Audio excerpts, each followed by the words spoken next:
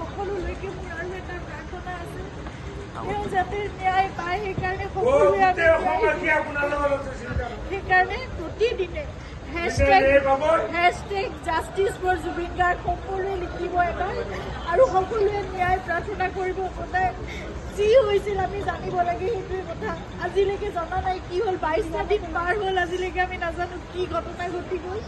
কিন্তু আপোনালোকে সকলোৱে লিখিব, আপোনালোকৰ ছ'চিয়েল মিডিয়া আছে, এখন যুদ্ধৰ আমাৰ সকলোৰে এখন হাতত প্লেটফৰ্ম আছে। সকলোৱে সেই প্ৰাৰ্থনা কৰাৰ লগতে আপোনালোকে জাষ্টিছ বিচাৰিব লাগিব। সেইকাৰণে আমি খুব ধৈৰ্যৰে আমি অপেক্ষা কৰি আছোঁ, কিন্তু সেই ন্যায় আমি পাব লাগিব। সেইকাৰণে সেই যুঁজখনত আমি সদায় ব্ৰতী হৈ থাকিব লাগিব। আপোনালোকক প্ৰাৰ্থনা জনাইছোঁ, hashtag justice for Zubeen Garg সদায় লিখিব, আপোনালোকে সদায় লিখিব, সদায় দাবী কৰিব, সদায় অনুৰোধ কৰিব, সদায় প্ৰাৰ্থনা কৰিব। কিন্তু আমি কোনো অশান্তি বিচৰা নাই, শান্তিপূৰ্ণভাৱে যাতে ন্যায় ব্যৱস্থাই আমাক সেইখিনি ন্যায় দিয়ে, সেয়াই প্ৰাৰ্থনা কৰিছোঁ।